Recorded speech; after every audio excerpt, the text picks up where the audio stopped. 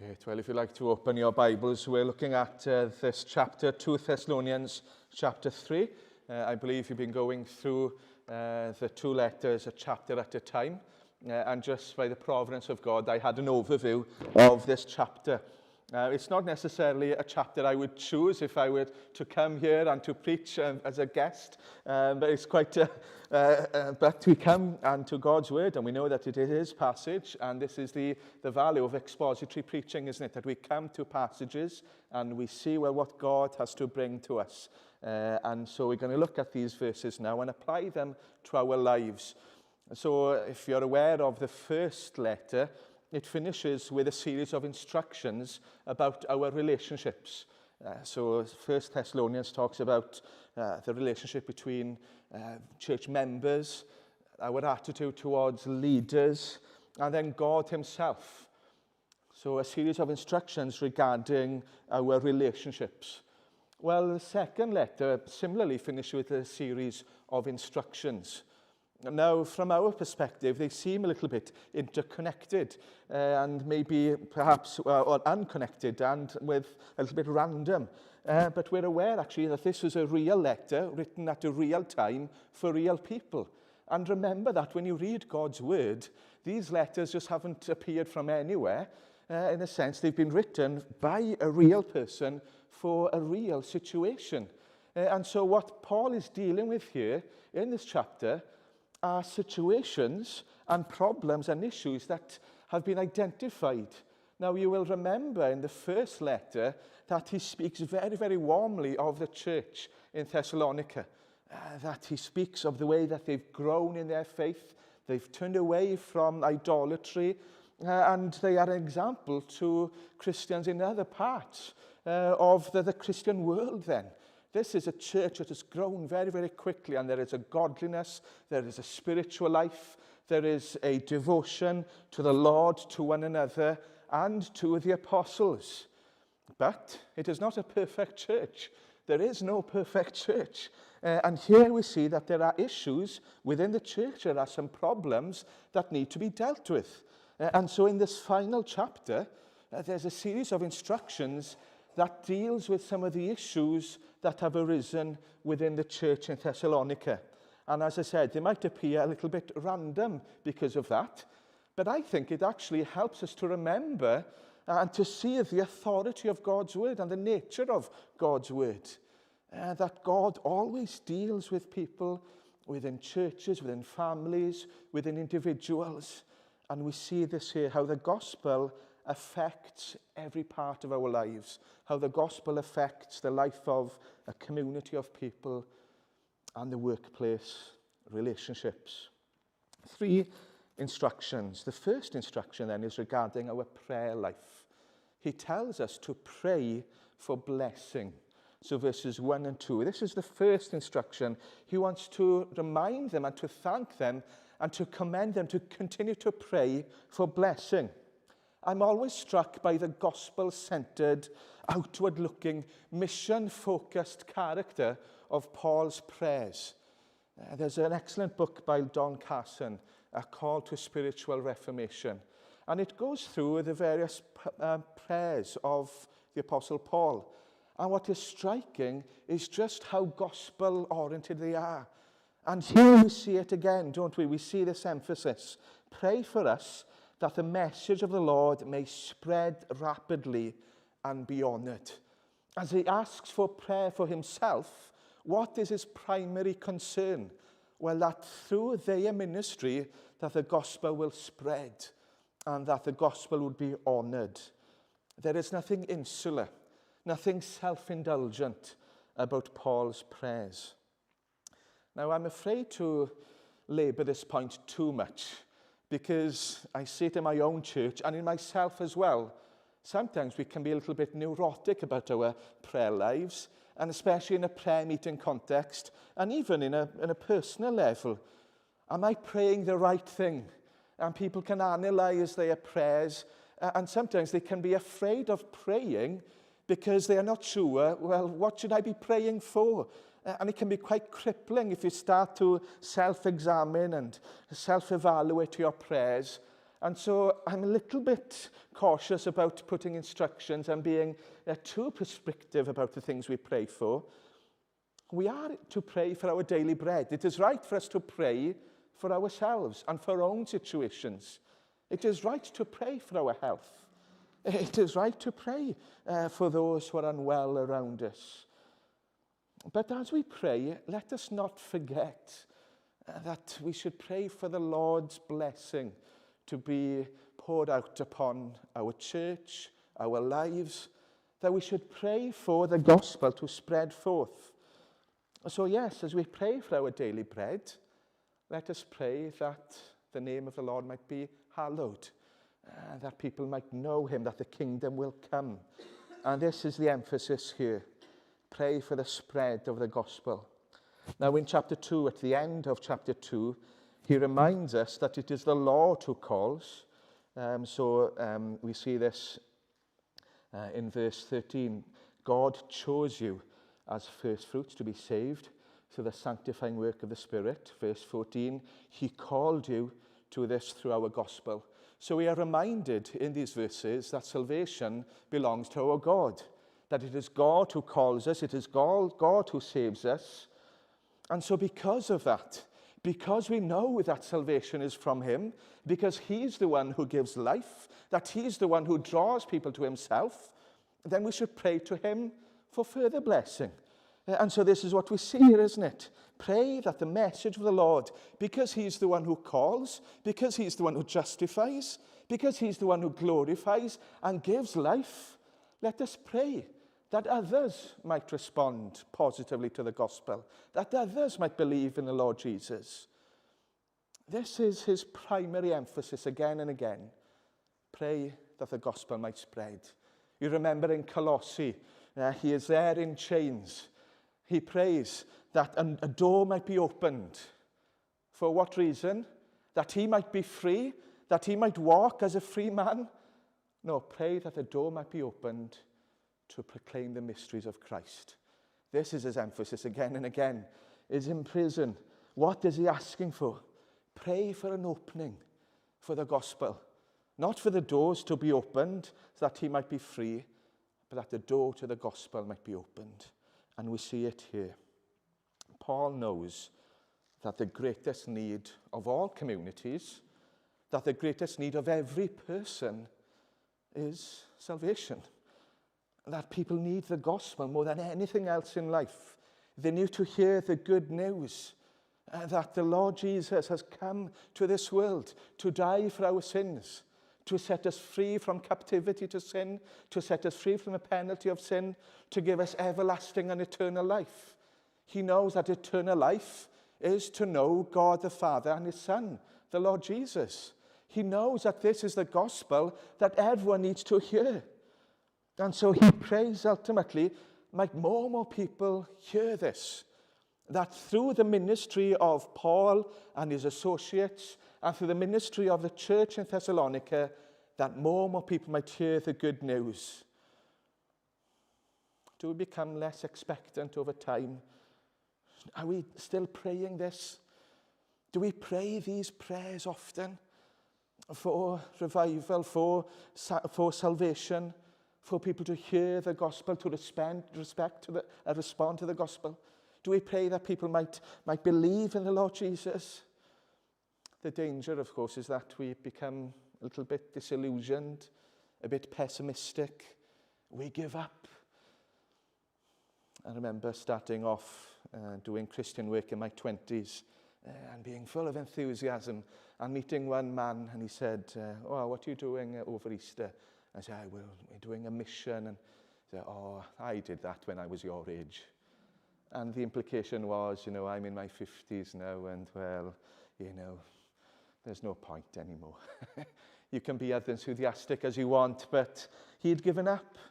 He'd seen people doing things over the years. He'd tried all sorts of different things, and he'd become pessimistic. And it was so discouraging for me in my 20s. Do we have this burden for the gospel? Do we have the burden for people's souls? Do we have a burden that they might know the Lord Jesus, that they might receive everlasting, eternal life?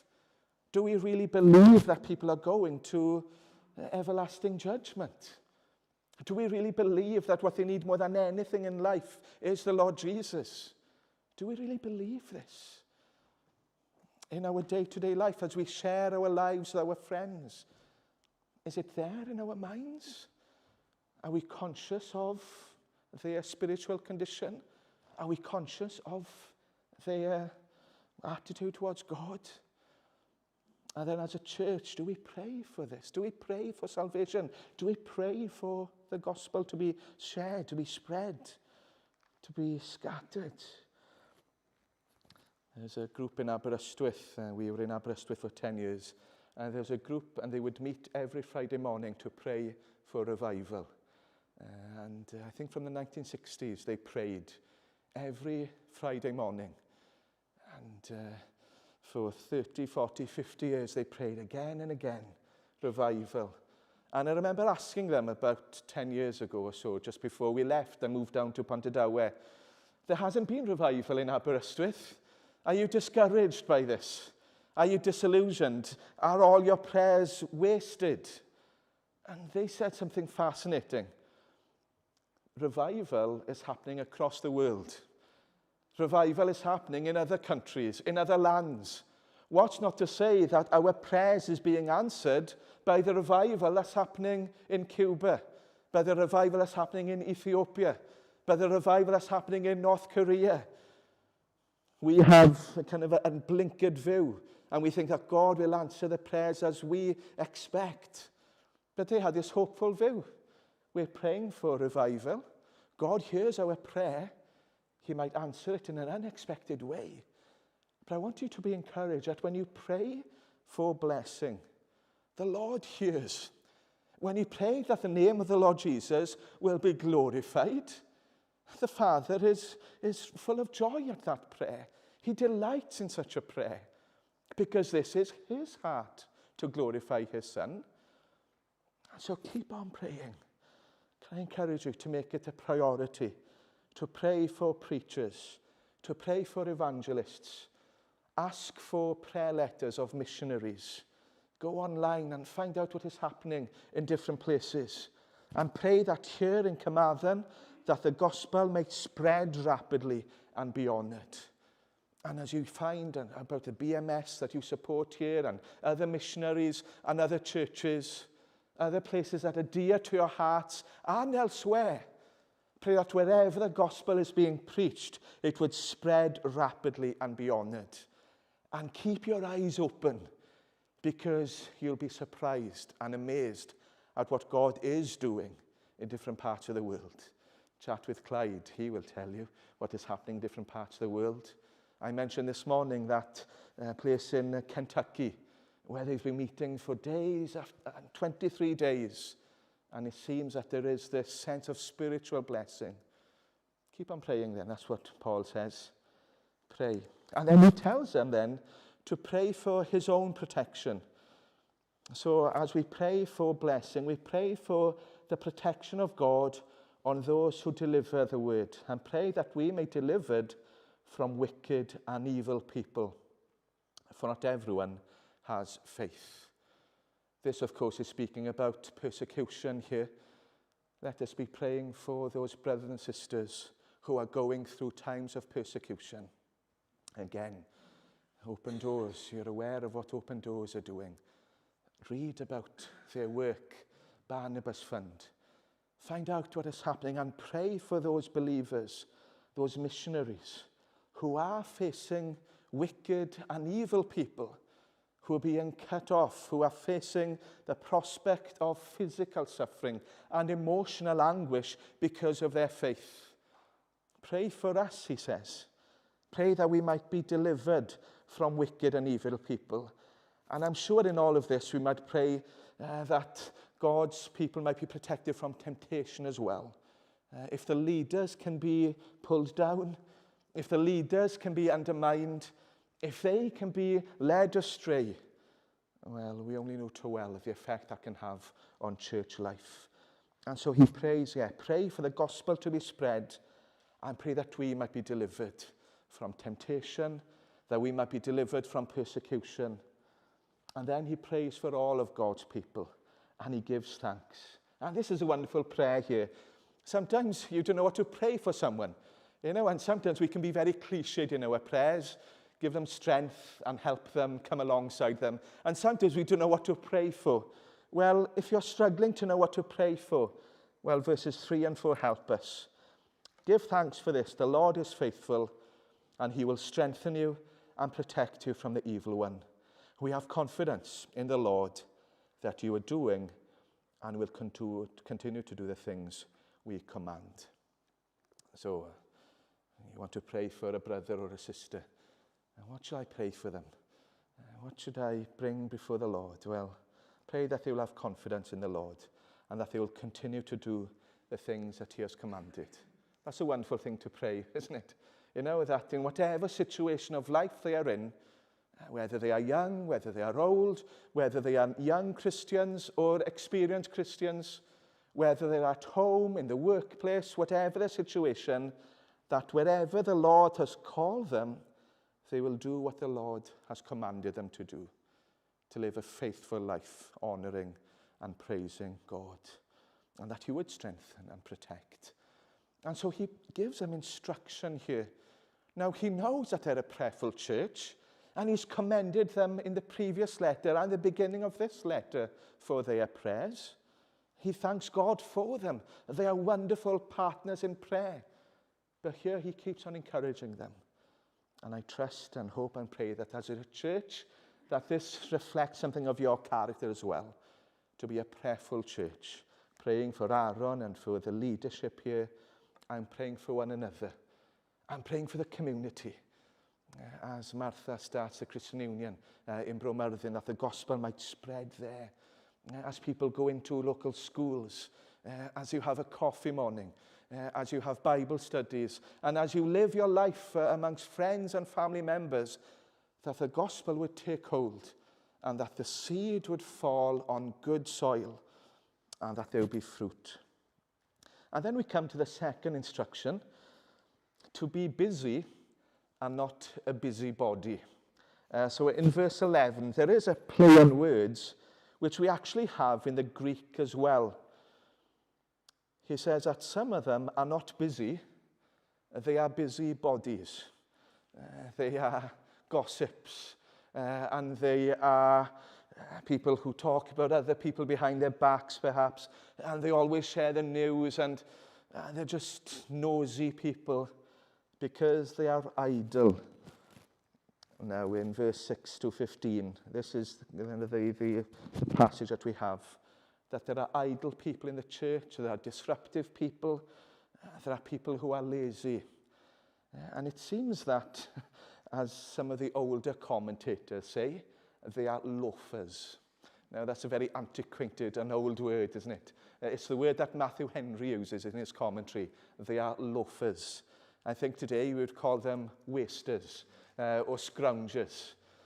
Now, we might want to give them a benefit of the doubt. You might want to say, well, there are some people here who are waiting for the second coming. And this is clearly a theme in Thessalonians. They are waiting for the second coming, and because their minds, their eyes are on the second coming, they have no delight in work. They have no delight in the things of this world. But that's not the tenor of this chapter. That is giving them too much credit. They are basically people who are born lazy. They are work shy. They want to eat, but they won't work to earn their way. And it's clear that this is an issue in the church here in Thessalonica. In the first letter in chapter 4, he tells them, mind your own business and work with your hands. So it's clear that there's a group of people within this church, and it reflected something of Greek culture, that the goal of life was leisure, that it was only the lower people. The success was leisure. Success in life was not to have to work. If you were successful, then you could just do whatever you want. Work really was for the lowest people. But see how bold Paul is here. These people who are idle, these people who are lazy. Verse 6, he tells them, that they are idle and they are disruptive. They do not live according to the teaching that you have received. Verse 11, he says that they are idle and disruptive. Verse 14, he tells them, people not to associate with them, that they might feel ashamed. So this is something which is serious. Paul is aware of the seriousness of this sort of attitude, to be lazy, to be idle. Now, he's not speaking here about people who have vulnerabilities. We know that in other parts, in 1 Timothy, for example, he speaks about the widows, he speaks about the orphans.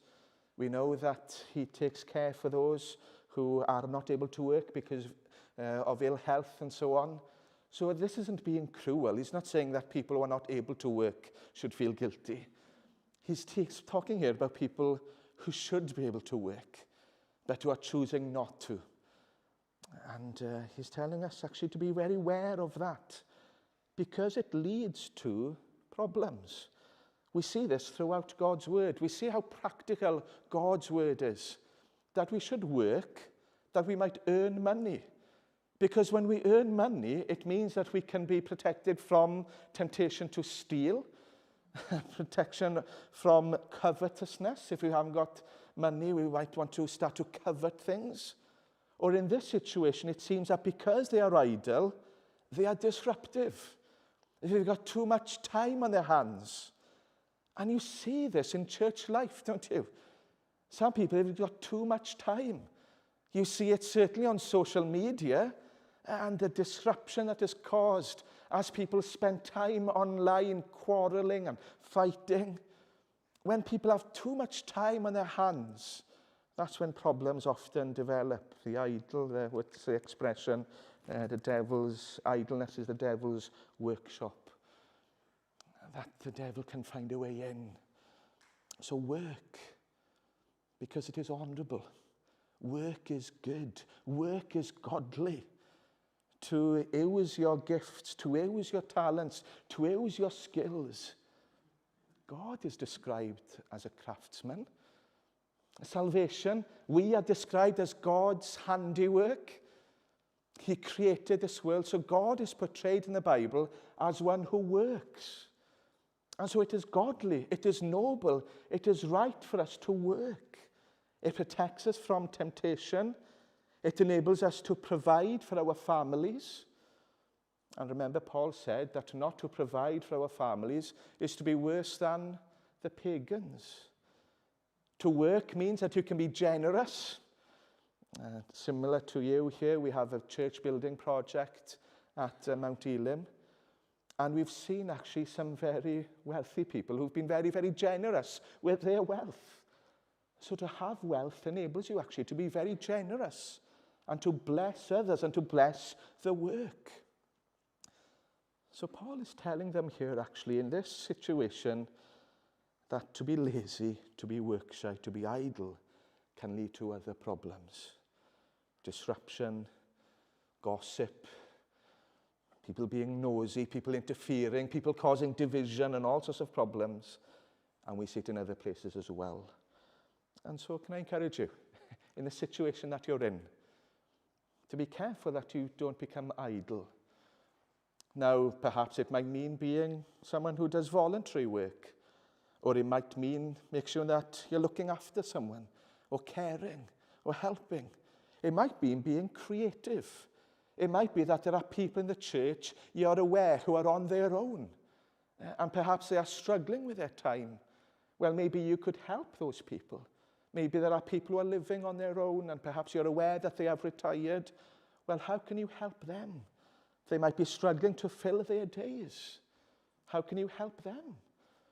So be careful then to work as a church, to work as a family, to encourage one another, to help one another. And ultimately he says that if people continue to live an idle life, that we should seek to be cut off from them. Now, it's interesting when you think of the words here of the Apostle Paul, of how he speaks about not associating with people. And this brings us to our third point, which is restore the idle and disruptive ones, to seek to restore people within the church. what we do with these people who live in a way which is not pleasing to the Lord. What should be our attitude towards those people? Now, he is very straight here, isn't he? He tells them, do not associate with them. Do not socialize with them. There's a sense in which you want to make them aware of what they are doing so that they feel a sense of shame. And we see this in other parts of God's word. In 1 Corinthians 5, Paul tells us not to associate with a brother or a sister who is sexually immoral, greedy, an idolater, a drunkard, or a swindler. Do not even eat with them. So we see that there are times when God's word does tell us not to associate with some people. And I believe that there are some times when there is unrepentant sin, when there is no sense of confession, when there is no remorse, when there is a public sin which has the potential to destroy lives and ministries and churches, I think it is right for us at that time to say, I will not associate with them. I will not even eat with them. It is right for us to have that perspective. There are people here who are causing division. There are people here who are work shy and they are lazy, and because of that they are creating problems in the church. And they are creating problems for other believers and for the witness. And so Paul says, do not associate with them. Do not eat with them. And yet I want you to remember verse 15 as well. This is so important. Do not regard them as an enemy, but warn them as you would a fellow believer. And this takes remarkable wisdom, I believe. This is why we need to pray for those who are in church leadership. And this is why we need to pray for one another. Because on the one hand, he's telling them here, do not associate with them. And yet at the same time, he's telling them, do not treat them as an enemy. But remember that they are a fellow believer. And this is where it's difficult, isn't it? Some of us might want to say, well, I won't associate with them, and I will cut them out of my life. And that is easy, we can do that. Others might say, oh, I'll just accept them as a brother or a sister and a believer, and I will love them regardless. And these are two extreme responses. But here we seem to have both. Do not associate with them, but at the same time remember that they are a fellow believer. And you see something like this in other passages. 1 Corinthians 5. Hand them over to Satan so that his spirit may be saved. In Galatians 6, verse 1, brothers and sisters, if someone is caught in a sin, you who live by the Spirit should restore that person gently. That when we see people who are sinning publicly, in this situation, they are causing disruption and division within the church because of their laziness and their attitudes towards others, that our emphasis should be their restoration. We pray that they might be restored. We pray that they might be brought back to the Lord, that they might be drawn to repentance and faith in the Lord Jesus, that we should feel a sense of compassion for them. Yes, they are a sheep that's gone astray. They're a brother and a sister that's been drawn into all sorts of difficulties. And there should be a sense of, well, but by the grace of God. And so this should always be there as we see people who fall short, as we see people who fall publicly, that there should be this desire for their restoration, that there should be heartache. Sadly, we hear of these things happening increasingly. I wonder what your response is when you hear of tragedies in a church, when you hear of a brother or a sister falling publicly. I think our first response should be one of heartbreak, one of sorrow, one of compassion. That someone that we might have worked alongside, that someone we might have known, someone whom we loved has fallen short. That this is a believer, a brother or a sister who's struggling. And so do you see in these verses we have a combination. There's a time when we say, I cannot associate with them. They need to realize that what they're doing is wrong, that what they're doing is sinful, that they are causing harm to others, harm to the church, and ultimately harm to the witness of the Lord Jesus. But at the same time, there should be compassion for those. And so 3 very different situations here. I wonder what we need to listen to in our situations. I wonder, as we think of our personal lives and the church life and the situations that we're in, I wonder what aspect might be of relevance to you. I think the first point is for all of us all the time, isn't it? Let us pray for blessing. Let us pray that the gospel might spread forth. Let us pray that it might be honoured. Let us pray that people might hear the good news of Jesus. Let's pray for leaders, those who face evil and harm and suffering, that they might be protected, and for one another, that the Lord might give us confidence to do what is right. Let us pray that we would use the gifts and the skills and the talents that the Lord has given us in order to do good. Let us not grow weary doing good, but let us be people who are active, not idle, not disruptive, not divisive. And then when there are people who've fallen short, yes, there are times when we say, I can't associate with you anymore. But in our attitude towards them, let us be prayerful. Let us be compassionate. Let us try in all of that to show a love and a concern. And then a wonderful conclusion to the letter. May the Lord of peace himself give you peace at all times and in every way. The Lord be with all of you. It's a wonderful way to finish a letter, isn't it? I don't know how you finish your emails. See you soon. Take care. Ta-ra. That's how I finish my emails. Not even that anymore. It's just people send me KS. That's it. This is a wonderful way to finish. May the Lord of peace give you peace. What a wonderful description of God himself. He is Shalom. He's the Lord of peace. And he's the one who gives peace. He is defined by peace. And so when we think of disruption and division and sin and restoration and all of that, let us remember in all the problems that we face, when the kingdoms are in uproar and so on, that he is the Lord of peace. He's the one who can give a church peace. He's the one who can bring peace to families, and he's the one who can give us inner peace. So may the peace, the Lord of peace, be with each and every one of you. And may the Lord be with all of you. I was chatting with a woman on Friday, and she's housebound at the moment and not able to go out, and all sorts of ailments. And I said, remember that the Lord is with you. He is living within you. The Holy Spirit lives and dwells in your soul. He is not just with you, but he is within you. And that is what we have to remember. I believe that on Wednesday, I think you've got a prayer meeting or a Bible study, and you'll have a chance maybe to explore these themes at greater length. Well, come along to whenever that meeting is, when you'll be able to summarize some of these points. And you might want to spend some time looking at those final words there. May the Lord of peace himself give peace at all times and in every way. And the Lord be with you.